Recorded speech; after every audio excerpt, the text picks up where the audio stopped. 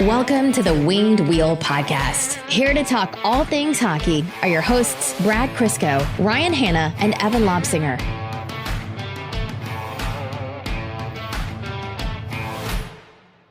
You should have seen the panic in Evan's texts when I was messing with him today, saying that we were going to wait up for him to record the podcast because he's flying budget airline that will not be named in the spirit. I'm sure he is.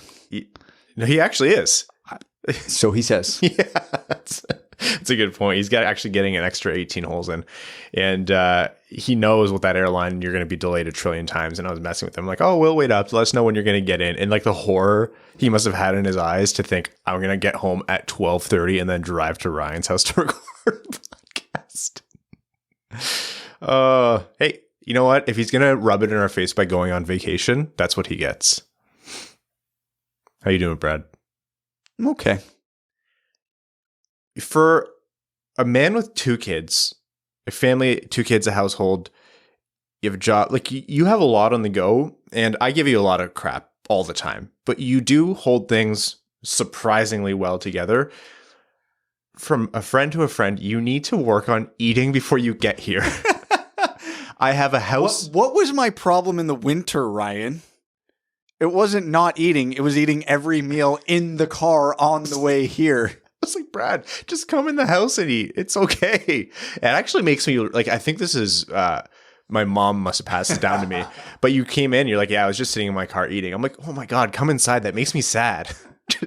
I think I'm sitting in my car eating. No, I'm driving. I'm breaking the law. No. Like I'm not.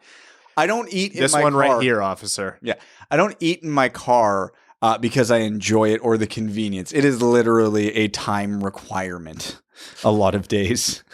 All right, folks, welcome to the Winged Wheel Podcast. Probably our last episode before Brad's arrested and Evan never makes it back from his vacation, circling the world, flying solo. No, just kidding. He'll be back next episode. Here to talk all things Red Wings hockey, NHL, and the world of hockey itself. I'm one of your hosts, Ryan Hanna. I'm the other host that's not currently stuck in the Jackson hole. I'm Brad Crisco. On this episode of the Winged Wheel Podcast, we'll be chatting a little bit about the Red Wings, their ongoing coaching search, and some news in that realm, as well as a look at a free agent that I think we've talked about a few times that deserves a little bit of a deeper dive in terms of what it might look like to bring him in and whether it makes sense. We'll be taking a look at the playoffs. Both series are wrapped up 3 games. One's closer than the other, but notable storylines in both. There's some NHL awards voting. There's a prospect profile from I think this is going to be a prospect that a lot of you are going to have wanted to hear about already. So he's Swedish, so we have to talk about him. Lars is banging his fist on the table long enough. And then we'll take a look at some betting odds before heading into overtime. Before we do that, I first, of course, want to mention to you that the Winged Wheel Podcast and Prashanth Iyer have teamed up starting last season, actually, for Wings Money on the Board, which is a campaign in benefit of the Jamie Daniels Foundation. And we are nearing $30,000 raised in an effort to a season-long effort to kind of raise those funds for the Jamie Daniels Foundation, all the great work that they do. The way we did it was by making pledges based on the Red Wing season, good or bad stuff. And you all had a blast with it, made the most of it through that and Winged Wheel Podcast nights at the LCA in partnership with our friends at the Detroit Red Wings. You've made a massive, massive, massive difference. So once the Calder Trophy is announced, I think we are going to possibly get close to that stretch goal of $30,000. So check it out at wingedwheelpodcast.com/blog. If you scroll down, you'll see more information about Wings Money on the Board, and go to jamiedanielsfoundation.org to find out more about the very important work that they're doing. All right, Brad, the Detroit Red Wings. Where are you in the I'm getting antsy about the coaching situation scale? 0 being not concerned, 10 being panicking. Yeah. -2. Well, not panicking. I don't think panicking should be that end of this scale. I think maybe like antsy, right? The scale has to have a definitive end, and the end is panicking. Oh, all right. Suits yourself. So like antsy would be like a 6. It's a funny world because you know for a fact that this has been a like dense, intentional, like really all hands on deck process, as much as something is under Steve Yzerman's tenure in Detroit or management at Detroit. And anyone anyone and everyone who could be considered is being considered. And that's the end of what's common knowledge. Here is the information that's come out that we know of. There has been light chatter about John Tortorella across pretty much all coaching vacancies. And a lot of that is driven by the fact that John Tortorella has not made it public in a sense to push teams' hand, but because he works in broadcasting, he needs to give his employer a heads up. So that's why that news is out. Like it or not, there is light chatter about Mike Babcock, again, across all coaching vacancies. And I think it's because Elliot Friedman mentioned in the past that he sees Rick Tocchet as a fit. That is a rumor that's going around. Could any of those be substantiated where you could even, put $5 down on a betting line? No, absolutely not. Are they all possible? Yeah, for sure. Are they even the tip of the iceberg in terms of who Yzerman and the Red Wings are considering? Not even remotely. It's a little ice chip in an iceberg the size of the one that took down the Titanic. Like, there is so much that goes into this, and I just think it's hysterical. It is so funny that we are this far in and we have no idea. Have they started interviews? Are they done interviews? Are they halfway through? Are they even done compiling the list? Are they even getting to this right now? Are they just focusing on the draft? No, nothing.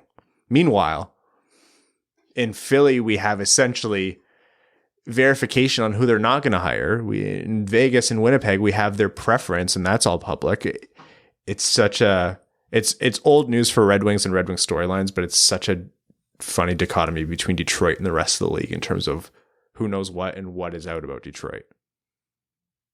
Well, every rumor we have to lean on for Detroit is going to be based on other teams. Pretty much. Oh, they hired a guy? Okay, take that guy off the Red Wings list. Oh, this coach said he's narrowed his list down to these teams? Okay, Detroit's not on that list. We can stop talking about him. Beyond that, yeah, we're going to get nothing.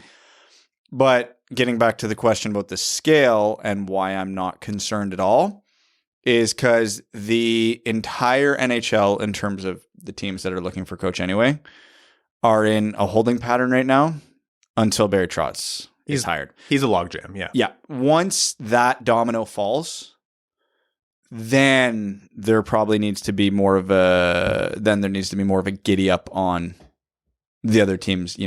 If they have preferred candidates beyond Barry Trotz, okay.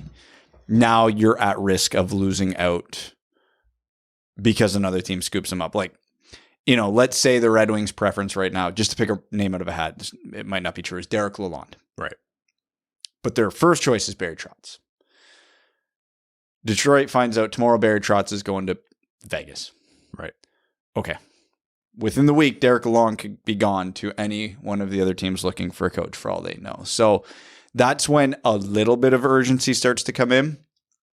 But at the same time, there's a lot of candidates out there right now. So unless they are really hyper-focused on like one or two guys, there's not going to be a huge problem here regardless.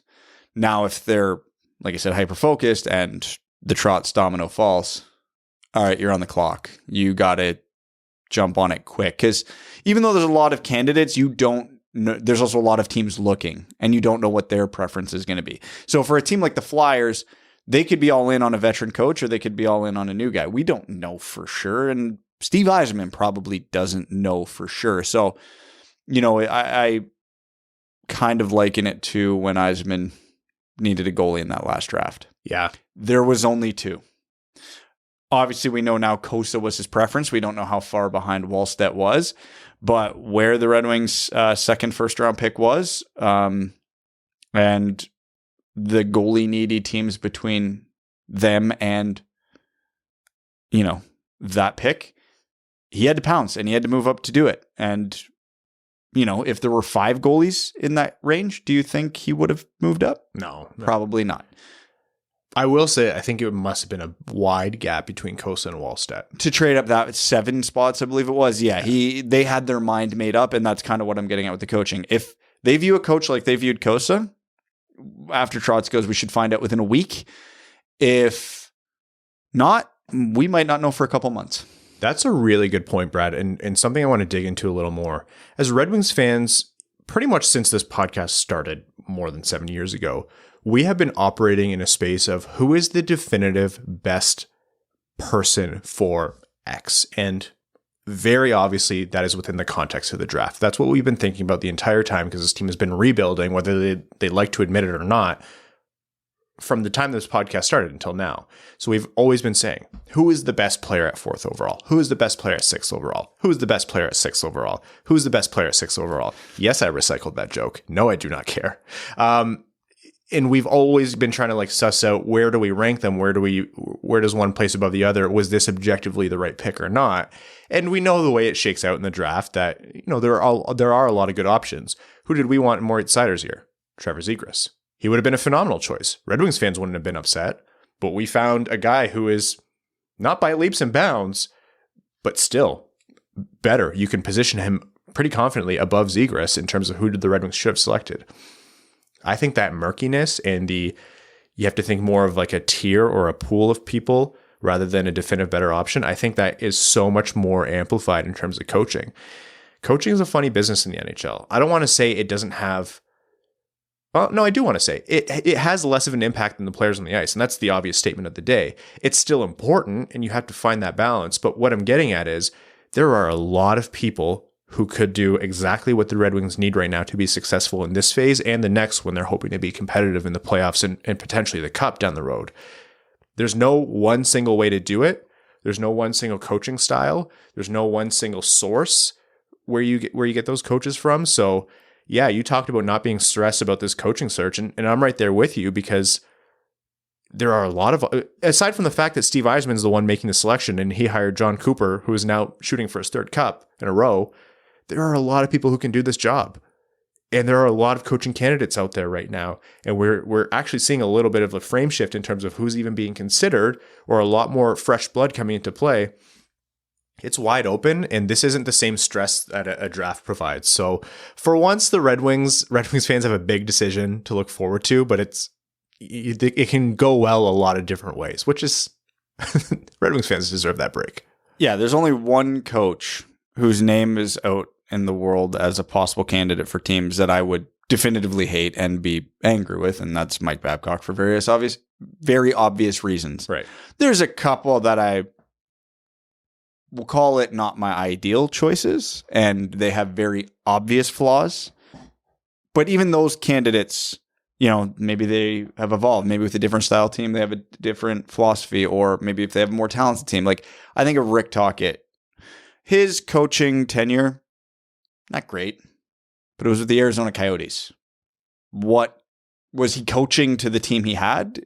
If he gets a Dylan Larkin and a Mo Sider and a Lucas Raymond and a Simon Edmondson, what does that team look like? Again, my ideal choice? No, probably not, but I'm not flipping tables because I don't know. Same thing. It could be an AHL coach that we haven't even heard his name yet, and he gets hired and we go, who the hell is that? Right. We don't know. Yeah. So as long as it's not Mike Babcock, I'm not flipping a table. Like, even Tortorella has many redeeming qualities as a coach. Again, not my ideal choice, but I'm not flipping a table. I can see why they would have interest in him.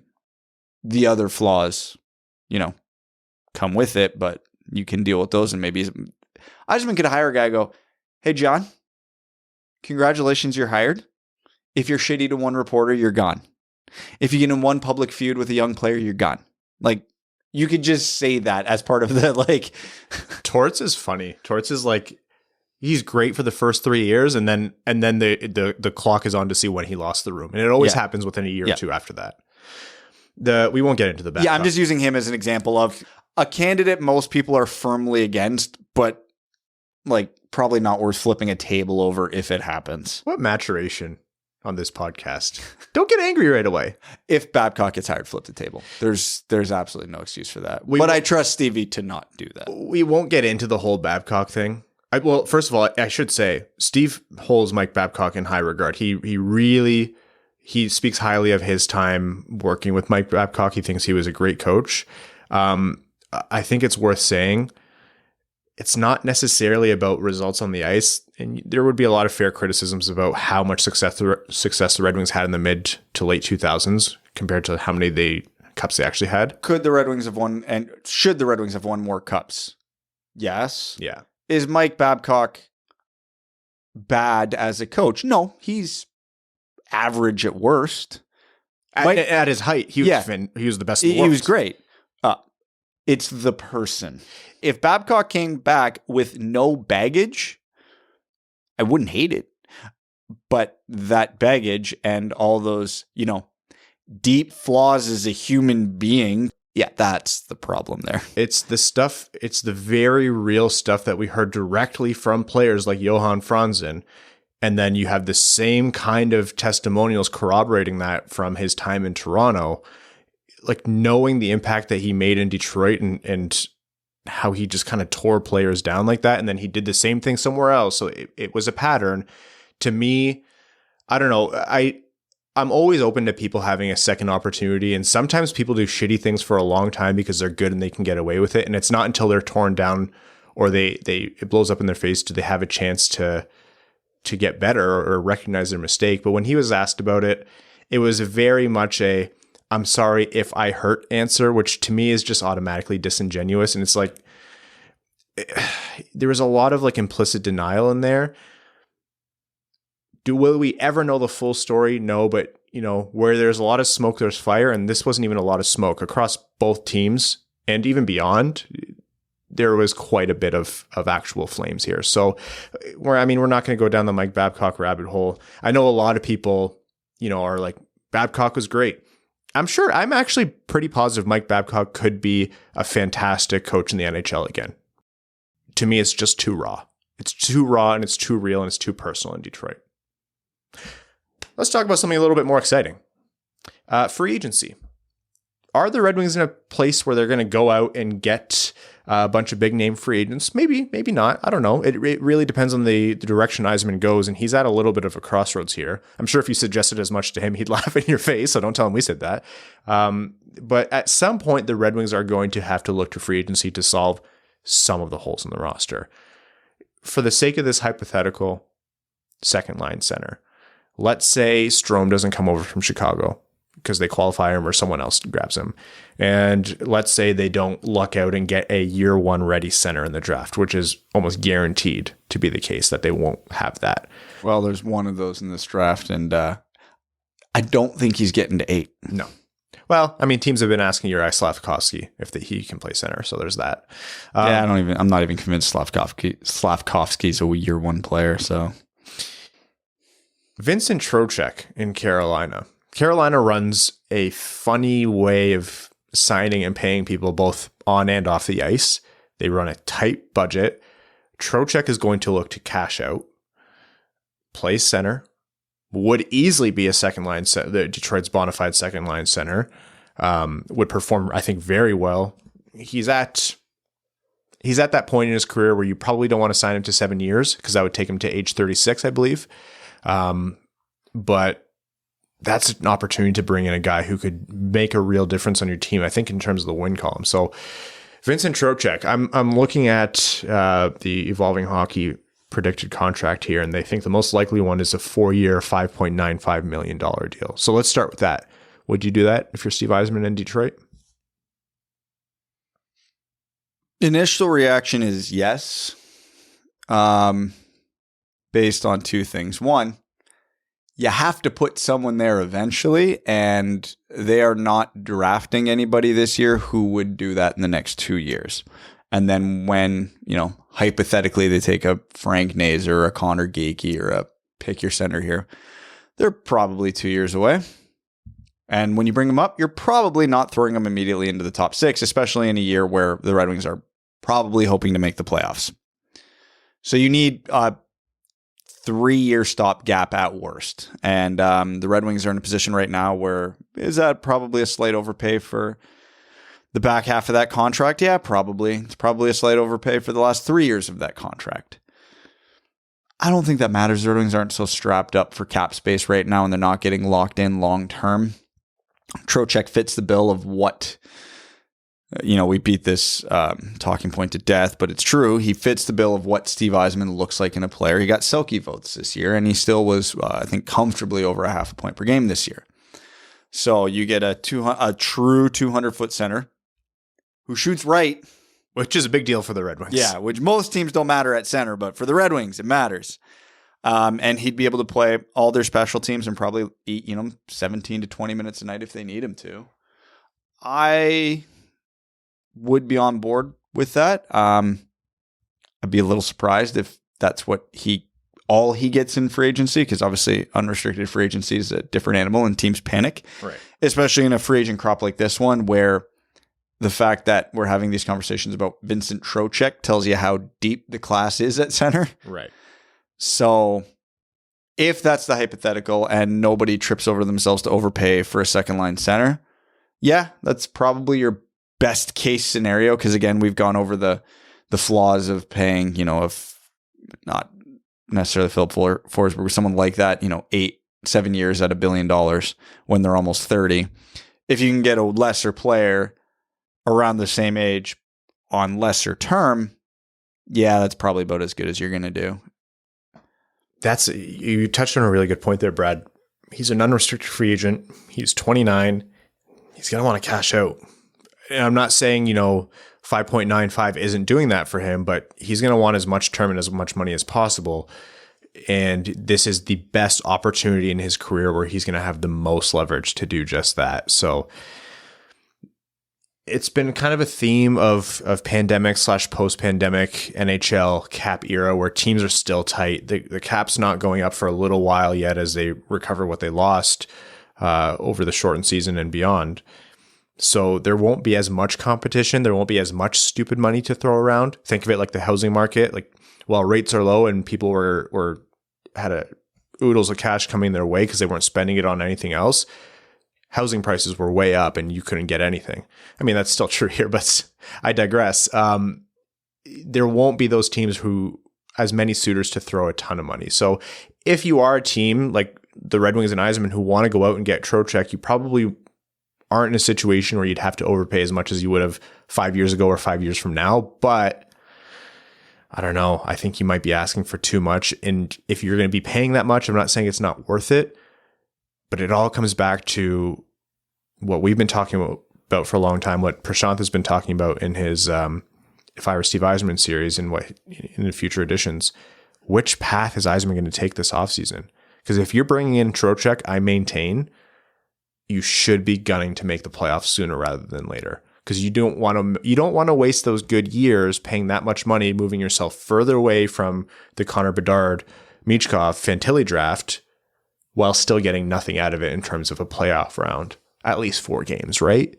It sounds silly, but you have to start trying to get better and you have to think that you have the platform to get better. So the foundation is mostly there, but Trocheck could not be the only move you make in the summer if you are bringing him in. That's just my personal opinion. I don't know. I don't think Trocheck's that guy.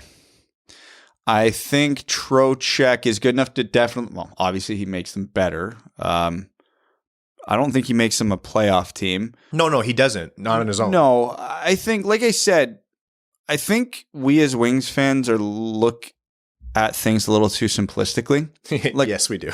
Oh, if we draft a center, cool. We don't need a center. Well, like I said, again, just because we took him in the mock draft, if the Red Wings take Frank Nazar, he's a 2-year project in all likelihood. At least, yeah. Yeah. And like I said earlier, you're not throwing him to the Wolves in the top 6 in year 3.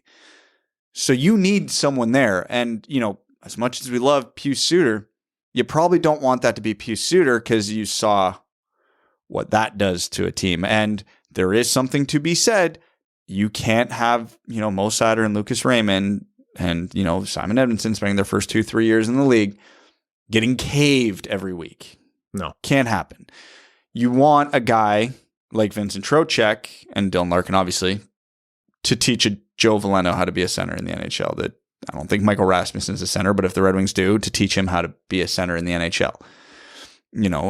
Pius Suter, that was his second year in the NHL. Love the guy, but I don't think he was teaching anybody anything. He was still finding his way through the NHL and how to be an everydayer in the NHL. And, credit to him, he played 82 games. Just turned 26 the other day. Yeah, exactly. So there's a lot of benefits to getting a Vincent Trocheck on this team without saying, oh, he's here to get us to the playoffs.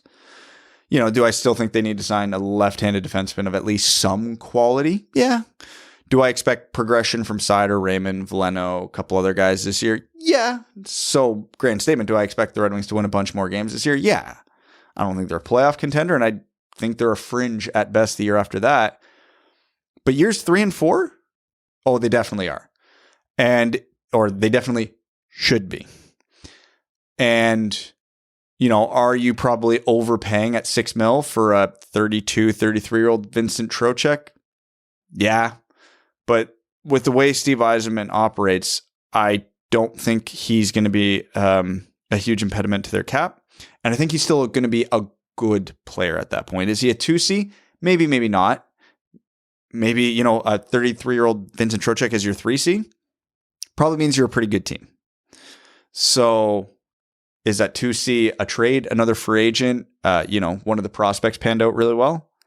Maybe. But you need someone to get you, I guess my ultimate point here is you need someone to get you over the hump, not to it.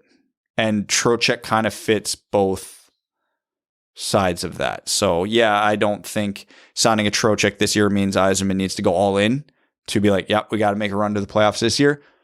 But you sign Trocheck to make a playoff run. It's just not this year. All of that with a big fat qualifier of Trocheck in what he perceives as the prime of his career, or at least his last really prime-ish years, would have to want to come to a team that is still rebuilding, and he's going to have to probably wait a couple of years to taste playoff hockey again.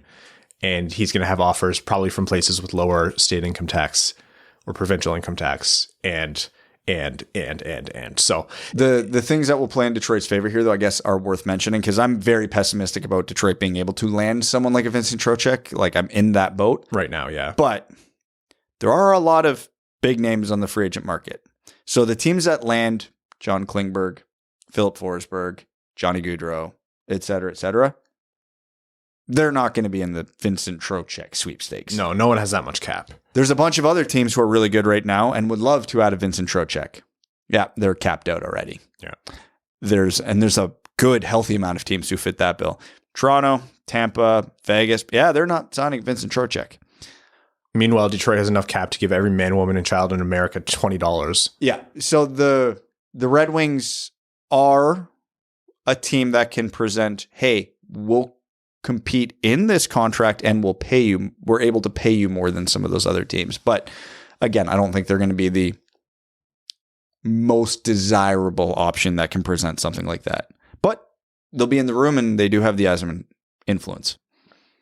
Okay. More to come on free agency, I'm sure. We'll talk about some other free agents that might be notable for the Red Wings. But for now, why don't we chat about the fact that this episode of the Winged Wheel podcast is proudly brought to you by the FanDuel Sportsbook, a sponsor that gives hockey fans what we really need, even more excitement in the game. There's so many reasons why FanDuel is America's #1 sportsbook. First, they're simple to use with great odds on different betting markets, giving you more action every game day. Plus, they're tons of fun with unique bet types like same game parlay and exclusive promos on the biggest events. Plus, when you win, you get your winnings back safely in as little as 24 hours. Now listen to this. FanDuel is letting you place your first bet risk-free up to $1,000. Just place a bet on any game, and FanDuel will refund you up to $1,000 back in site credit if you don't win that first bet. If you win, you keep the cash. If you lose, you get up to $1,000 back in site credit. What we want you to do is download the FanDuel Sportsbook app to get started with that risk-free bet of up to $1,000, and be sure to sign up with promo code WWP so they know the Winged Wheel podcast sent you. That's FanDuel Sportsbook, promo code WWP. Must be 21 and older and present in New Jersey, Pennsylvania, Illinois, West Virginia, Indiana, Colorado, Iowa, Tennessee, Virginia, or Michigan. First online real money wager only. Site credit is non-withdrawable and expires in 14 days. Restrictions apply. See sportsbook.fanduel.com for details. If you have a gambling problem, call 1-800-522-4700 in Colorado, 1-800-BETS-OFF in Iowa, 1-800-9-WITH-IT in Indiana, 1-800-GAMBLER in New Jersey, Pennsylvania, Illinois, or Virginia, Tennessee Redline 1-800-889-9789, 1-800-GAMBLER.net in West Virginia, or call 1-800-270-7117 in Michigan. All right. Why don't we talk about a prospect who I think is being overlooked a little bit in the face of some more prominent, potentially centermen in and around Detroit's pick at 8th overall, but one that a lot of people have been banging their fists on the table for. Lars from the Swedish Winger has been the first and foremost of that. He's been talking about Jonathan Lekkerimaki for a long time, but Lekkerimäki is a right shot, incredible goal scoring winger out of Sweden. He played for Djurgården, and just a fantastic shooting talent who could potentially make some noise around that pick for Detroit, even though he's not necessarily at a position of need. So Jonathan Lekkerimaki, super interesting prospect. A lot of people think he's the way to go. What's your take on him, Brad? Boy, if you love Teemu Pulkkinen, no, I'm kidding. Don't do that. I'm kidding. I am coming around on prospects like Lekkerimaki, where they are so focused on one skill. Not that he's bad in other aspects of the game, but with Lekkerimaki and, obviously Joakim Kemmel, it is no secret their shots, their bread and butter, and that's how they're going to make their living in the NHL. He's good at other aspects of the game. He's quick. He plays with pace.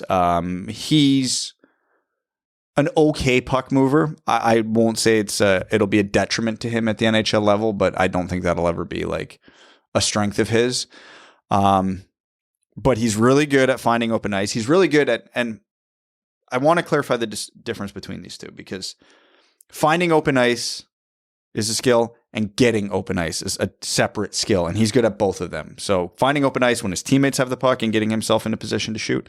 And when he has the puck, being able to maneuver through traffic to get himself in a position to shoot. I think he's very, very strong at both those things. I think, again, he is a little hyper-focused because his entire game revolves around finding a way to get his shot off. And that shot is elite. Yes. Do not get me wrong. It's not like, probably top 3 in his draft class. Yeah. It's worth him dedicating all his time to try and do that. Now, maybe I've always been jaded as a Red Wings fan because we've seen these before with Teemu Pulkkinen and Martin Ferg and, the guys who, you can't question their shot, but just were never able to make it happen at the NHL level. I don't think that's as big of a concern with Lekkerimaki because of the things I stated previous. But another way I'm coming around in the NHL is if you're so good at it, I think there's still a future for you in the NHL. We've known Ovechkin for years to be that guy. Now, Ovechkin obviously can score goals in a billion ways, but on the power play, you knew where he was going to be standing, you knew what he was going to do, and you knew what his teammates were trying to do. And he still did it better than any other shooter in the history of hockey. So, but the playoffs, there's one player in particular that strikes me as kind of a mold for what Lekkerimaki could become, albeit at different positions. The New York Rangers have made no secrets on their power play and in offensive situations what Mika Zibanejad's going to do. I was wondering where you're going to go with that. The Tampa Bay Lightning, even though they won the game today, the broadcast was talking about how they were very specifically trying to shut down Zibanejad as a shooting threat on the power play because he was just annihilating everybody in the playoffs from the OV spot. So what did Zibanejad do? He just backed up. He just went further away from the net to the point they couldn't cheat out that far. And he still ripped one on Vasilevsky from doing that exact thing today. So if you are that elite of a shooter, you can get away with it as long as you understand the situations around you. Now, Zibanejad is also a very responsible 200-foot player who's a good enough passer that, when he's on the ice with Panarin and Fox, he doesn't have to be the only trigger man. So if Lekkerimaki can be something like that, obviously he's smaller than Zibanejad. He's not a center. I understand it's not a one-to-one comparison, but if he can find that home and legitimately hone his shot to be that level, if the Red Wings take him at 8, I'm not complaining. If Zibanejad goes in a lot of... Who Mika Zibanejad is as a player now would go first overall in some drafts. So obviously I am setting very lofty expectations, but we could have this conversation about Joakim Kemmel. We could have this about Lekkerimaki. And what it comes down to is what is their ultimate upside? I don't know. Nobody knows. But the toolkit there, though the flaws are pretty obvious and the strengths are extremely obvious, he can still make it work, I think. So that makes him viable at 8. Lekkerimaki, no matter whether you're a take best player available kind of person where you'd be happy to take another, let's say you want Jiricek, that's a right-handed defenseman. He's going to play behind Sider. You just took Sider. There's other holes. Or you're no, we need a position of need, so we take center or lefty, maybe, I don't know, probably center. I think no matter which approach you have to this draft, Lekkerimaki is probably going to come in 4 or 5 on your list of players who are likely to be available for Detroit around pick 8, at least. And I think the way you put it, Brad, is exactly where I'm at. Are you upset if Detroit takes him? Absolutely not. This dude has a fantastic shot. Jeff Merrick was talking about something the other day, which really resonated with me, which is that teams want guys, and especially right now in these playoffs, they want guys who can just score. And that seems like an overly simplistic statement, but they want guys who can score, low blocker. They want a guy who can pick the 5-hole when it's there. They want a guy who can score the unremarkable goal that makes no satisfying noise, where you almost don't even expect it, and it's not really like this unreal, wicked shot, but they just know where to put it on the goalie. That kind of shooting talent is hard to come by. Like you said, Brad, the kind of players who have that, unless you're 100% certain about it, in which case they're going around first or second overall, you kind of have to take your risk with them in the draft, because you can have guys who you think have that shot, but then once they get to the NHL ice and the NHL pace and the NHL size, that space and that gap that they usually have to shoot is gone. So can they add that deception to their shot? Do they already have it? How's their release? How's their release going to adapt? How do they play with players who can't put it right exactly where you need it on target every single time? Something that we're seeing Filip Zadina struggle with right now compared to Vrana, who can score with, 2 hands behind his back and just his tongue out pretty much.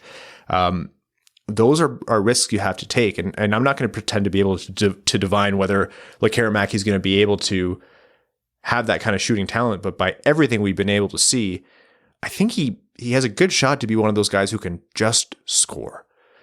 Let's make no mistake about it. This isn't a 200-foot winger who's going to be like a stalwart in the defensive zone. He's an offensive driver. His shot is his main weapon. It is elite. I think he does have, a good eye for the offensive zone. I like what you said, Brad, about finding space both with and without the puck. I think you're exactly right. So it's not like he's a one-dimensional pure perimeter shooter in the offensive zone. He has enough in the offensive zone where it would be worth taking a guy who's likely not going to be the best defensive winger in the draft. So yeah, am I mad about taking Lekkerimaki? Absolutely not. I think he's a wicked talent. I think he's probably being really overlooked because people are stretching or yearning for a center for the Red Wings. Do I think he's the best option for the Red Wings at 8th? I think he's in the mix. He wouldn't be my pick, but you could not be mad at having that kind of shooting talent. And we mentioned this a little while back. Not every play driver needs to come at the center position. Most often it does. And you need someone at least viable at center, which is why we eke that way more often than not. But Lekkerimaki is a guy who can make a difference on his line with the puck on his stick from the wing, in my mind. Yeah, it is probably worth mentioning, though, because he is such a specialist. If he gets to the NHL and he's not scoring goals, he's probably not staying in the NHL. That's boom or bust, right? So you have to keep that in the back of your mind because, we can make the Zadina jokes all we want, but we've seen Filip Zadina is able to hang in the NHL even if he's not scoring goals. Could that be Lekkerimaki? Yeah. As he is now, is that likely? Probably not. More to come on Lekkerimaki. He will definitely be one of those guys that we zero in on come draft time. All right, let's chat a little bit about the playoffs here. Colorado, Edmonton. We'll talk about the Kane suspension in just a moment, but 3-0 Colorado. I don't even want to say what a surprise. I made it very clear when I stuck to my Edmonton pick. I did think I was going to be wrong about that, and here we are. Colorado's the better team. We haven't seen McDavid and Draisaitl step up and steal games like they did against Calgary to the point where they just beat them into submission. They got damn close in game 1. They got close. I don't think this is a 3-0 where it's like, oh, there's no doubt from the moment the puck hit the ice that Colorado was winning. But Colorado right now looks like they'd have a hard time losing. Edmonton is getting exposed. Yes. And the people who are petty and vindictive right now are taking their victory lap because they're pointing to everything that Mike Smith is doing in this series and everything the Oilers defense is doing and going, we told you. We effing told you. Now, this is arguably the best team in the league doing this to them, but there's truth to it. Like, Mike Smith has been there's no sugar. He's been horrible this series. And I know we have not seen God mode Mike Smith this series. This is like, especially in game 3, Mike Smith stopped at least 2 or 3 scoring chances from the Avs in game 3 that 100% should have went in the net. And the Avs scored 3 goals on him that absolutely should not have gone in the net. So I don't care how hard he's trying, and I don't care how good his crazy saves are. He was the main reason they lost game 3, and he sure as hell didn't help in game 1, although the entire Oilers defense like completely imploded that game. So this is more or less what I was expecting from this series, just to a bigger extreme than I was expecting. Here's the thing, Mike Smith, and he's been like this his whole career. It's Jekyll or Hyde. He's either... But it's not like season by season. It's literally like you get a 2-game window of him being unreal. Every once in a while, it'll be 3 or 4 games and you feel great. I think even game-by-game windows works in Edmonton's favor because then you know when you have your opportunities to take a game.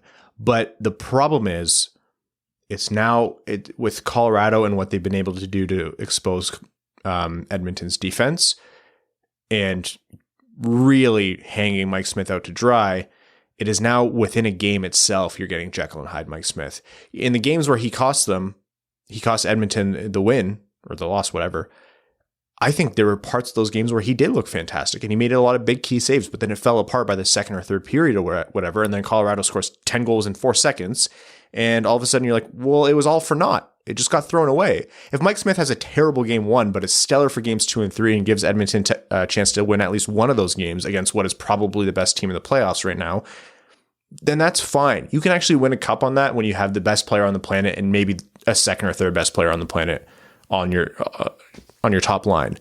But right now, the Edmonton Oilers are getting nothing from their defense. They're getting sometimes less than nothing from Mike Smith.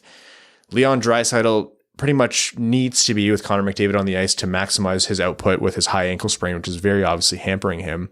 And they're now without Evander Kane for game 4 because he just got suspended. It's looking grim for the Oilers. I'm not going to say they're going to get swept. I don't know for sure. You can't bet on McDavid against McDavid any individual game, but it's been rough for Edmonton. They could have had some bounces go their way. Like you said, it's not been a blowout 3 games, but it's a big task in front of them if they want to complete this reverse. Well, the winning goal in game 3 was a pretty good summary of the entire series. Evan Bouchard hits the post after Edmonton ran a great power play. Puck comes down the ice. Comfer wins a battle against the Oilers defenseman that he probably shouldn't have, and then puts a soft one through Mike Smith. That's the Edmonton Oilers perfectly summed up. And credit to Francouz in Colorado. He's been fantastic since Kemper has gone out. Yeah, and the last 2 games, Edmonton hasn't really peppered him, but outside of that McLeod goal, the difference between him and Smith is the ones he should save, he's been saving. Which is all Colorado needs. Yeah, this is Chris Osgood treatment. Just don't lose it for us. Be good enough to not blow this. Yeah. And because Connor McDavid's got 4 points in 3 games against the best team in the world. He's doing his part. And now the Oilers are Oilersing. That's the thing. Even when the Oilers won games, I don't think it was I think Connor McDavid had to be 8 points in 3 games level, or him and Draisaitl both, right? Like, again, it's an 8. Well, that was his pace for the first 2 rounds of the playoffs. It's an unconventional way to try to win playoff series, but they've done it twice now. So we'll see how it shakes out. I hope as a neutral fan's sake that we get more hockey and it's not just 4 or 5 games, but we'll see how it goes. Very quickly on the Evander Kane Kadri hit. 2 things. One, I think the NHL got it right with the 1-game suspension. I think the refs in game had enough to give him 5 plus the game. I understand why they landed where he did. I think it was stupid and irresponsible from Evander Kane. I actually don't think that he went in there with the intention of drilling and hurting Kadri, but that doesn't absolve him of what he did. It was dumb the whole way through. I think he was expecting more bracing from Kadri, maybe a reverse hit or something he mentioned, but it was stupid. It sucks that Kadri got hurt off of that. That could be something that bites Colorado, if not this series, then maybe the next if they move on to the Cup final. it's another nail in the Edmonton coffin to have their leader, one of their, leading offensive players out in game 4, and just really dumb by Kane. Really dumb. He has no benefit of the doubt with me. And the position Kadri was in, he wasn't throwing a reverse hit. That excuse is bullshit. He was hunched over. That's fair. You're not throwing a reverse hit from that. Did he absolutely belt him? No. It was a shove. Like it wasn't, but it was a shove 4 feet away from the boards when Kadri's numbers are directly facing him. The whole time. Like he didn't turn less. Yeah, this was, Evander Kane is either paying the asshole tax or the stupid tax. I don't care what side you're on. I can relate. Like, I don't care what side of the argument you're on, if he didn't mean to or he did mean to.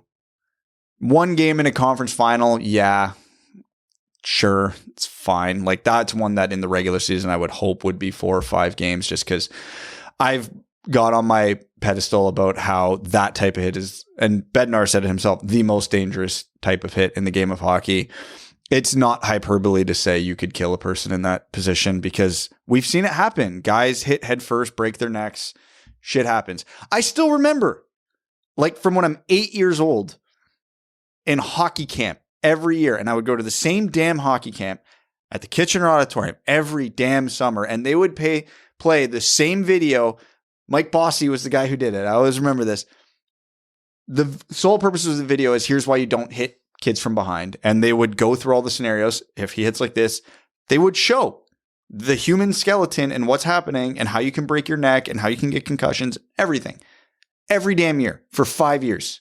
No, they were really worried about you Kitchener kids. They gave you videos and everything. No, they wanted to know what was going to happen to us when we played Windsor. Anyways. Hey, man, we're rough around the edges from Windsor. But literally, this is stuff they teach people not to do in novice. Yeah. You can't tell me Evander Kane didn't know that a player who's hunched over 4 feet away from the boards, even just a half-ass shove in his lower back, you know what's going to happen there. I think sometimes, here's the thing. You're right. I think players, no matter what, you can't do it, and you have to be responsible for that. Sometimes players are stronger on their skates, or they're at a point in the turn where they won't go into the boards like that. But if you're making that shove, you're risking it, and you know damn well you're doing it. And Kane knew damn well that was a risk. He still made the play. I think it was enough for 5 in a game. Again, I understand early in an important game 3 in the Western Conference Final, I understand why the refs didn't give him the game misconduct on top of the 5, but I mean, I'm happy that he at least got the game. A lot of people were automatically joking about the fine, but yeah, got the game. I mean, Hagel just got a fine, but either way. We can the praise for the Department of Player Safety can only extend to one incident, because the moment you try to find correlation, you are in the danger zone there. Eastern Conference Final. Raise your hand if you thought the New York Rangers were going to take the first 2 games against the Tampa Bay Lightning. That is the Tampa Bay Lightning I thought we were going to see more of in these playoffs. They didn't look bad, but it looked like New York had the legs. And I mean, credit, you have 2 of the best goalies on the planet, probably the 2 best goalies on the planet right now battling it out. And Shesterkin came out on top for the first 2 games. But that, you almost like to see it no matter who you're pulling for in that series. Well, I mean, Tampa Bay should be clarified. Won game 3 today with a kind of last minute Andre Palat goal after a fantastic play from Kucherov. After the Rangers were up 2-0 in this game too. Yep, Tampa is still Tampa, and they reminded us today that they're still Tampa.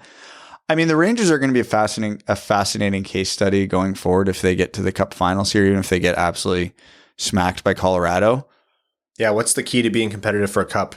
Open letters to the public. Because I can think of 2. Well, not to be like overly simplistic, but if you could clone Igor Shesterkin and drop him on the Edmonton Oilers right now, are those teams so different? You've got your 2 to 3 superstars at forward, driving a majority of the offense, and a world-class goalie saving your ass. The only difference strategically between Edmonton and the Rangers for me is Edmonton doesn't have an Adam Fox. Yeah, so they have Fox. Whether you like it or not, the way Trouba plays, but the Rangers also don't have a Connor McDavid, so that's true. I don't know, like they don't have a McDavid Draisaitl, but I do think they have a more potent spread out offense. And a big part of their offense is that even the kids are doing it. Lafreniere, Hedl, Kakko, they're showing up now, which is what they needed. But yeah, this is kind of my thinking with the Rangers is they're very driven by their superstars. And then their secondary scoring is coming primarily from the players who could be superstars and are still fairly young. And like, obviously, I don't think anybody's expecting Hedl to be a superstar, but Kakko and Lafreniere are starting to play like the players people thought Lafreniere and Kakko were supposed to be. So get yourself a stud defenseman, a lot of good young players on ELCs, and get your hands on, few superstars and a big goalie. And honestly, the rest of the roster doesn't matter that much because beyond that, there's not a whole hell of a lot special about the New York Rangers. In a lot of key areas, they're below average. I think I'm going to disagree there. They're not special when you compare them to what makes the Oilers special. No, I'm saying they're going to be a fascinating case study because teams built like the Rangers normally don't get to this point. I think a lot of credit needs to go to Gerard Gallant here. Like, there were points in the opening round where I looked at the Rangers and I said, they're not going anywhere playing like this. They look sloppy. They look out of sorts. They don't look like they have any kind of cohesive team play, system, production, whatever. They've really turned it on and kind of found their form. Half of that battle in the playoffs is staying healthy. And half of that battle is obviously being able to hang on even when you're not playing that well. Fortunately for them, they have an Igor Shesterkin. Fortunately for them, they have a Chris Kreider who doesn't matter, rain or shine, he's scoring goals. And not to discredit the rest of the team, they're also doing a lot there too. Zibanejad, Adam Fox has 16 point. I don't know. He's lighting up the score sheet as usual, and people aren't talking about him. They've found their way. I think this would be hard to replicate. And I'm sure if you went up to a lot of NHL GMs and you're like, hey, the New York Rangers aren't doing anything notably spectacular, they'd be like, okay, find me an Igor Shesterkin, please. Find me a Mika Zibanejad. Find me a Chris Kreider. It's not sexy the same way the Oilers are. It's not sexy the same way you look at the Colorado Avalanche and you're like, wow, they have Nathan McKinnon playing for a box of Timbits every game. It's not the same as the Tampa Bay Lightning where you're like, they have won 2 straight cups and before a week ago hadn't slowed down. I think it's a really interesting story. You're right. It's an interesting case study. I'm curious to see how this closes out. In any case, I'm really surprised by how strong the Rangers have looked against Tampa Bay. Doesn't matter how this one turns out. I'm happy they've made it a series. Yeah, I didn't give them much of a chance against Tampa. And, at least as of the time of recording, they're up in the series. So, and the first game, they smacked them.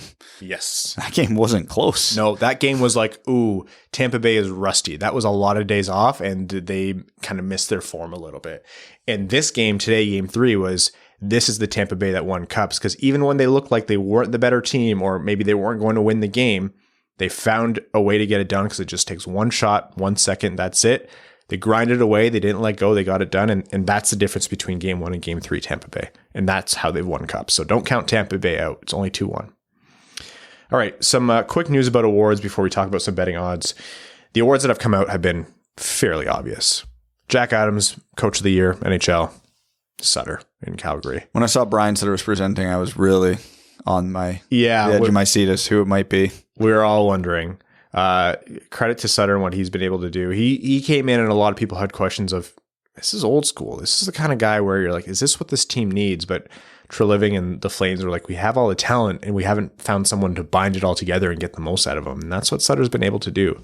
So credit to Brent Sutter and what he's been able to do with the Flames. I know the playoffs color this a little bit differently, but still, you can't deny the regular season that they had. And I think it's easy to say, had they not run into the Edmonton Oilers and Connor McDavid, things would look different. But I could see a version of this team going further. They're going to have a big offseason ahead of them, though. There's a lot to decide. What's going to happen with Johnny Gaudreau is most notable. But yeah, there's a lot that Treliving has in front of him. The Masterton, that goes to the player that best exemplifies the qualities of perseverance, sportsmanship, and dedication to hockey. Carey Price. We all know the story with Carey Price. I'm actually surprised that he hasn't announced a retirement. I hope for the sake of hockey that he does find a way to make it back into the game and Montreal's able to coax him back in. But even if he retires, it's good to see him come back. in play after everything he's gone through for over the last couple of years. So kind of wild, that he went from playing in the Cup final to this, but to the season he had, but nice to see him recognized with the Masterton. And then the Selke for best defensive forward. When are they going to rename it to Bergeron? And that's coming from a Red Wings fan who at one point said we should rename it the Datsuk, but this is Bergeron's award. He wins it again this year. I saw a stat like in the last 5 years, there's only been a handful of ballots that he has not been on. Patrice Bergeron might be retiring, and he's winning a major award still. Like, it is amazing the level that this guy has been able to keep over the years. And I'm convinced if he stays on, he'll win another one. It's just a matter of whether or not he's going to stay on. So we'll see. The big ones, the big awards are still to come. There's, the Hart. There's the Calder. We all know how the Calder is going to shake out, unless the universe feels like pissing us off that day. I feel like the hot takery hasn't been fired up on this pod in a while. So, we could use some yelling and screaming and name calling, and not in that space. And I genuinely think it's going to go Sider's way, but still, if it doesn't, there will be flames. Yes, which is unfortunate because this is a beautiful table. Thank you, RD Woodworking. Okay, let's take a look at some betting odds before jumping into overtime. And this is sponsored by our good friends at the FanDuel Sportsbook, where we're going to take a look at some different FanDuel Sportsbook NHL odds, maybe talk about where we've been in the past and what we would do moving forward. Let's look at games. So we're recording this on Sunday.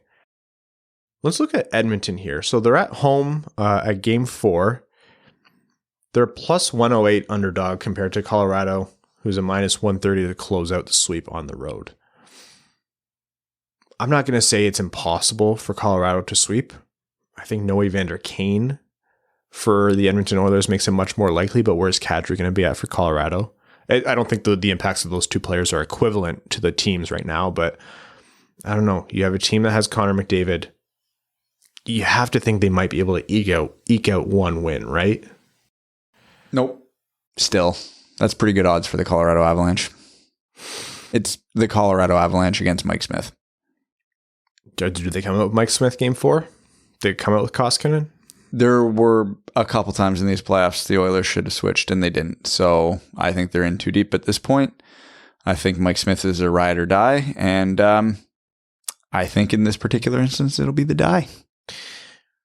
Over 7, minus 102, under 7, minus 120. So the over is the slight underdog. It's kind of weird. He had an 8-6 first game, and then it kind of died down after that, right? No Evander Kane, no Nazem Kadri. That's going to help the under. I mean, Colorado's going to be motivated because now they have one less of 4 capable scorers on the Oilers to focus on. So now they only have to focus on 3 of them. One of them is still Connor McDavid, but I think the under's the bet there. New York at Tampa Bay. New York on the road, plus 140. Tampa at home, minus 170 for Game 4. Well, to flip the script entirely, I want to make the logical pick here, but nothing in these playoffs has made a whole hell of a lot of sense. So yeah, let's go with the Rangers. Why not? It feels like it shouldn't happen, so it probably will. This is my pure gut pick. I kind of like the Rangers there too, just from a gut pick. The fact that they were able to take the first 2 and the fact that Game 3 was so close, you kind of think that there's a chance here. It's not a guarantee, right? Of course. It's still Tampa Bay you're talking about, but maybe Tampa Bay, just for one game, isn't able to make that comeback. Maybe they don't find that play to pull out. The Rangers have been getting better and better. I have a hard time doing that bet super confidently, but plus 140, not too bad. Maybe Shesterkin's pissed. Right? The series overall, I mean, you're looking at plus 2,400 for the Oilers, minus 4,000 for the Avalanche. I don't think I don't see a world where the Oilers with Mike Smith, with missing Evander Kane next game, are going to come back and win this. It's of course not impossible, but that's like a Hail Mary. You put $5 down or whatever you want to put down, and you just assume it's gone. And if not, congratulations. Buy me a new car, please. But yeah, I don't see that one being terribly likely in Edmonton's favor. However, the Rangers minus 140, Tampa plus 120. If you're a believer in Tampa Bay right now still, which you would have every right to be, and maybe it would even be justified more so in being. Plus 120 for Tampa Bay. It's not often you're going to find Tampa Bay as an underdog in a series right now. So if you are, that's your opportunity to pounce, right? You got to think so. We're getting down to the Final Four. The value opportunities are starting to get very few and very far between. It wouldn't even be crazy if I say the Rangers win Game 4 and then they do, and then Tampa still wins the series. If the Rangers are up 3-1, I could still justify taking the longer shot odds for Tampa Bay. It is Tampa Bay. They're still doing Tampa Bay things. Maybe it was the time off. Maybe it's they just need some time to figure out the other team. Shesterkin's a phenomenal goalie that they're playing.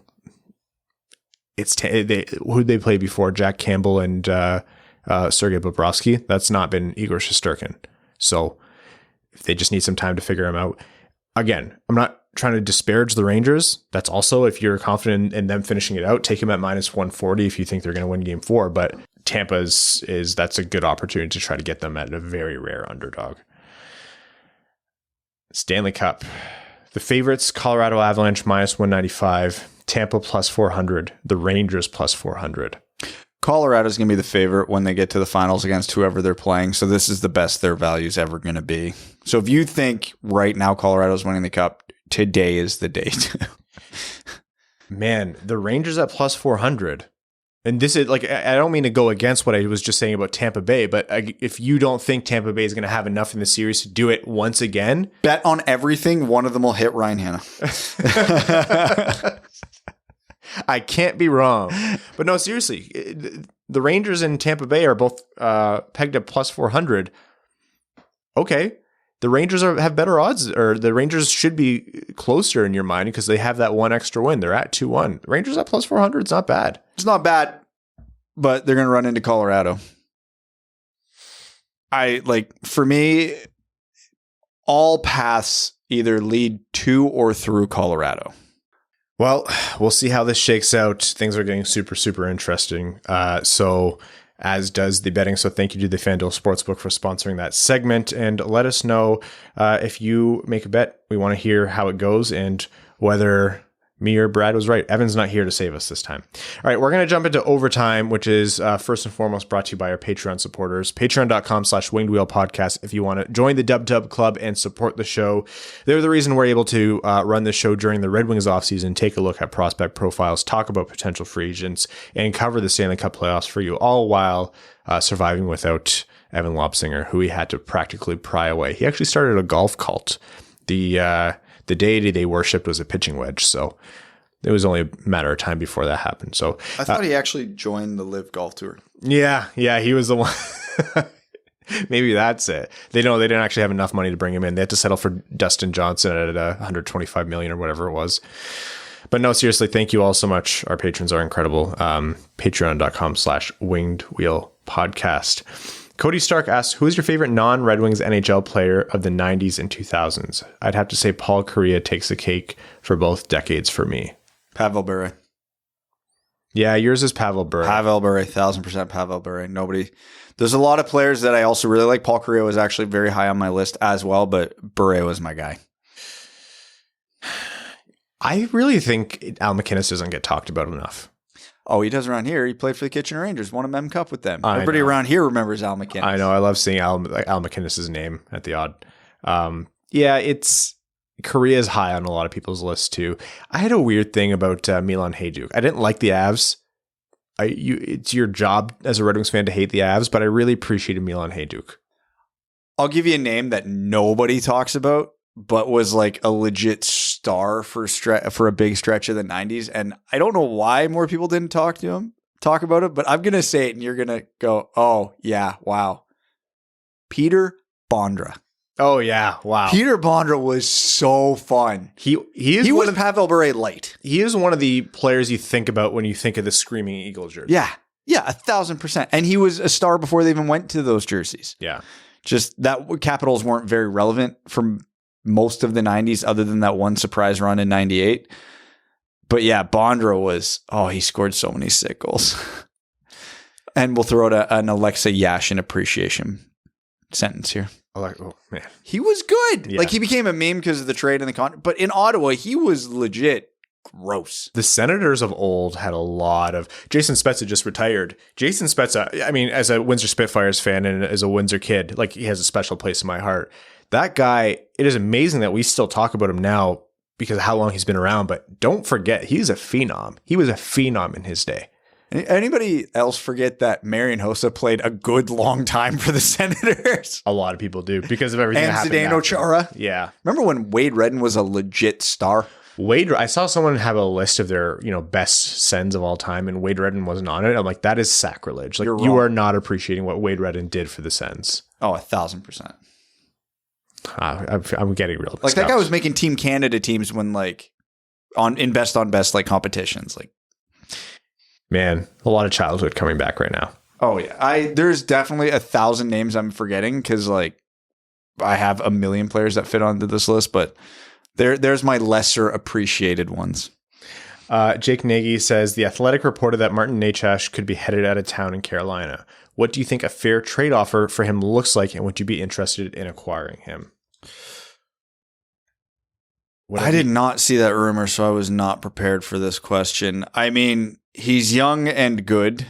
And even though he's coming off a down year, Carolina's not going to be asking that price for him. They're still going to be trading him based on still untapped potential. So, right shot, 23-year-old centerman, top 10 pick or 12, close to a top 10 pick. Hey, Carolina, how about this? We give you the 9th overall pick from that same year. You upgrade 3 spots. Don't worry about it. There you go. Done. Now you're probably looking at like a good prospect in a first round pick. Like, look at what Carolina was willing to give up for Kotkaniemi via the offer sheet. They're going to be wanting... Necas is way better than Kotkaniemi. If you want to trade for Martin Necas, now is the time to do it. A down year for him was still 40 points in 78 games on a stacked Carolina roster, right? So I would personally love to see him on Detroit, but that price is high enough where you would have to find a way to do it without giving up a first for at least the next couple seasons, in my mind, because otherwise you're getting into dangerous territory. Necas makes you better, but to guarantee that a first round pick that you're giving up doesn't bite you in the ass, you essentially have to move on a lot of different things to move you out of that range. So even if you're not winning or making the playoffs, you have to be damn close. Otherwise, imagine like Carolina gets a Bedard making the conference final in that year or whatever. But it's interesting. Hey, Carolina, this is a symptom of two things. If you're a good team and you're up against an artificially tight cap right now, any team would be in that situation. But also they have tight purse strings. You know how ownership runs that team. So if they want to let a Necas go, then Michael Rasmussen's locked up 2 more years under $2 million. Just saying. I think there are a lot of ways that the Red Wings could do this with non-first futures, but they have a smart group over there in management. They have Eric Tulsky.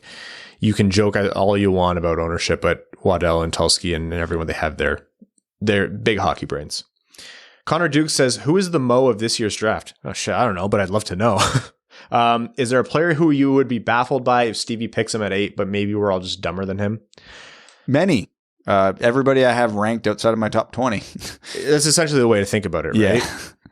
Who's a player who you would love to drop to the Red Wings in the second round, but you don't think will make it that far, but you wouldn't consider at pick 8 right now? That's your answer. Jagger Firkus. Right? You think defenseman when you think of that, because that's what it happened with, but Jagger Firkus could be an example. They're like, oh, the talent on this kid is unbelievable. He's underscouted. Kind of hard. He's not underscouted. He's not UHL, but yeah, it's a CHL. You're not typically underscouted there, but yeah, that's the formula for it. You'd want to look more in European League. So let's take some time to think about that one, actually. This name, Ryan Hanna's missed year of development. It says, been browsing Cap Friendly lately and seeing a lot of proposed trades for Marcus Pettersson, Nate Schmidt, or Alec Martinez as stopgaps, usually for a 3rd round pick. Thoughts on which would be best/worst? Martinez is the oldest with the biggest cap hit, so I'll say worst. And I'm lukewarm on the other two. I don't care.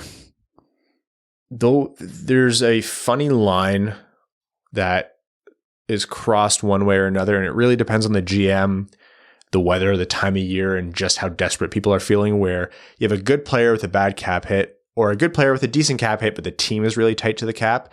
And sometimes teams are giving up assets and you're like, wow, it sucks that they give up assets to unload a good player. So-and-so really made out like bandits here. And sometimes someone helps them. Like, I feel like teams have helped Pittsburgh so often. And you're like, why would you give them something for that player? You helped their cap. Don't help that team. And I think a couple of those guys fit in that kind of awkward gray zone. So a lot of that is really kind of a flip of a coin. Stay Fresh Cheesebag says, ooh, the NHL playoffs. See red hot offensive juggernaut Philip Hedl rack up another. Nick Paul with another bullet from the blue line. That rock solid stifling defense of Cody Ceci. Mike Smith with the brick wall. Elite shutdown forward Darren Helms strips the puck away from noted defensive liability Connor McDavid. Watch top free agents to be Valery Nichushkin and Andrei Burakovsky lead the charge. We are living in the backwards. Joseph, you should write ads for the NHL. I unironically love that about the playoffs. Like, those are the storylines that I love. Nichushkin's going to be an expensive player, yeah? Yep. Oh, is he ever? Ville Husso has done the opposite with his performance in St. Louis. Actually, let's save Ville Husso for another one of our little free agent looks, because I think he could be an interesting look for Detroit there. Absolutely, he could. Michael Rasmussen's offensive upside is looking more promising than it's ever looked since he got to the NHL. Says, thoughts on the following trades. To Detroit, Alex DeBrincat. To Chicago, Tyler Bertuzzi, 50% retained and 8th overall. I think this could work because Chicago could flip Bertuzzi at the deadline for a crazy return, so they come out with more assets in the end. I think DeBrincat is better than any player we'd get at 8. How old is DeBrincat now? 23, 24? Yeah. Oh, he's actually going to be... He's 24, yeah. I don't like it. I'm not saying whoever the Red Wings get at 8 is going to be as good as DeBrincat. Probably not. But then you're also factoring on what the Red Wings could flip Bertuzzi at for the deadline for a King's ransom if you're saying the Hawks are going to do the same thing. So factor in that haul plus 8th overall. I don't love it. I know that it all depends on the negotiation, and there's no way to know that unless you're in the room with Bertuzzi's agent and Yzerman or Draper, whoever's negotiating. But I just can't help but think the move here, like you said, is, okay, if someone's going to extend Bertuzzi and flip him, then make sure it's Detroit. Yeah. You have the cap room. If you have no intention of keeping Bertuzzi at the number he demands, but here's an option, right? Here's something that people don't consider. Bertuzzi demands too much. And Yzerman's like, you're not going to fit into what I want as a cap structure like that long term. But maybe you give a little bit more leeway than you otherwise would, with the intention of retaining a mil or two and then trading him on an artificially, friendly deal. Yeah. So you trade him to a team and you say, we're going to retain a mil for the duration of the contract, 1.5 million, and that's the overage. Then you're at least selling a priced in player, which is worth way more than a player who's just as good, but it's just a version of him who only has 1 year left on his contract. And that to me is, I'd rather have that. And that's all, like, of course you'd rather have that. You'd rather have the better situation for your GM to deal with. But yeah, if you're selling Bertuzzi to move up in the draft, go for 2nd overall, right? Get your chance to draft Cooley or Slavkovsky. NJ Red Wing Dub says, I understand the hesitancy to sign long-term deals in the free agency, but unless Stevie Y can swindle a trade, the Red Wings still need a 2C. This is from Reddit. If you had to sign one of these contracts in free agency, which would you do? Nazem Kadri at 4 years times 8 million, Vincent Trocheck or Ryan Strome at 6 years times 6 million, or Andrew Kopp at 5 years times 5.5 million. Those are all terrible options. Kopp, because it's the shortest and cheapest. Kadri was 4 years, 8 million. Okay. Well, Kopp was cheapest. Yeah. Yeah. We'll do that. Naz, 8 mil. I know. For a guy who's 32, 33. Is he already 33? Yeah, he was drafted in 2008. Oh, God. This podcast is just about the passage of time and how we have a hard time reconciling that. He's 31. Yeah. He's close enough. Nothing like paying a 35-year-old $8 million when you're trying to contend. And we have time for one more from Reddit here. From Pinecone Nugget says, what do you make of Slavkovsky being asked if he can play center at the combine? Do you see this as a legitimate possibility for him, or just GMs doing their due diligence? GMs doing their due diligence. I don't want to say it's not a possibility for him. you've seen crazier things. And if you're as dynamic of a player as Juraj Slafkovský is, it's absolutely, could be in the cards. I think you see it more often go in the other direction. Players who are going to play center, you see them that way right now and they move to wing. It's harder to kind of move to center. It's doing their due diligence. You also have to understand, like Slafkovský, he's not a late riser, but a lot of the story on him has been written more recently than on Shane Wright and Logan Cooley. So yeah, it's due diligence, but also scouting groups are trying to see if there's been anything that's not really been uncovered on him, and now's the time to do it. If New Jersey thinks they can draft him as a center, maybe they hang on to that pick, or maybe they try to sell that pick as, hey, you can take Cooley or Slafkovský, so that's why you should give us this King's ransom for second overall. Vancouver was one of the teams who asked. Vancouver really loves Slafkovský, but they'd really love him more if he was a centerman. So you're giving up JT Miller, you're giving up, some big name in a trade. You definitely do that if you think you're getting a first overall or first line center or top 6 center there. So due diligence is the real answer, but I'm not going to say it's impossible for sure. Okay, let's say Slafkovský can play center. Who are you taking if you're the Red Wings at second overall? God, probably still Cooley. Not by much though, right? No, it's not by much now. People are talking about Slafkovský first overall, and the more I hear it, the less crazy I think it is. I'm still betting on Shane Wright, but yeah. Okay, we're gonna wrap up this week's episode. We are getting tired of just hanging out, you and I. We need Evan in here as the moderator. However you think of that. No, but seriously, thank you all for tuning in. We really appreciate it. Thank you to the sponsors of this show, the FanDuel Sportsbook. To all of our listeners, all of you who have followed us on our socials, we're on Instagram, we're on TikTok, Facebook, YouTube, obviously Twitter. Thank you. If you want to support the show, giving us a follow there, rating the show wherever you listen. Apple Podcast is massive, massive, massive. Spotify as well. Thank you all so much for leaving those ratings. And to all of our patrons, we can't say thank you enough. To our name level sponsors of the Winged Wheel Podcast, Arjun Shankar, Yves Bartels on behalf of the Sarah Garon Foundation, Aikfer, the Stay Fresh Cheese Bag, Nick Perks, Brett Bailey, Terry Driver for the number 69 Cry, and Ryan Hanna's Banana Slamma Jamathong, Matthew M. Rice, Brendan M., Carl Brutin, Nanaluski, Chimmy, Chumbawamba Not Chumbawamba, Citizen High Five, Coyote Season Tickets in Tempe, Craig Kibble, Derek Enstam, DJ Denton, Doesn't Tuesnit, Give Blood Fight Probert, Greach, Helm was held back by Blashill, Hassam Al-Qassem, I'd Leave My Wife for Cider, Jay Gollum, Jacob Turner, Kalen Wood, King Tone, Kyle Hashman, Marcus, Margaret Owen, who is a brand new Winged Wheel Podcast patron, so welcome to the Dub Dub Club, Matt McKay, Nicholas Fritz, R.A., Ryan Hubbard, Scott Martin, Sean Levine, Stay Fresh Cheese Bags, Zach Spring, Sam Bankson, Stay Fresh Cheese Bags, Adam Now I Finished Better Than Ernie, Antonio Gracias, Babe Landeskog, Ben Barron, Connor Leighton, Dave W., Evans Parking Garage, Evans Bingo Card. If you listened this far, congratulations. James Laporte, Jeremiah Dobo, Jeremy Brocker, JM Rhapsody, John Evans, Josh Yelton, Justin and the Angry Mob, Kevin McCracken, Quaz, Matt Keeler, Matt S., Maximilian Cheesebags, Papa Woody, Professor Balzac, Puck Norris, Revi DeLuca, Trevor Pevavar, Wish.com Shea Weber, Zach McCann, a driving range superstar. Thank you all so very, very, very much, and we will talk to you midweek.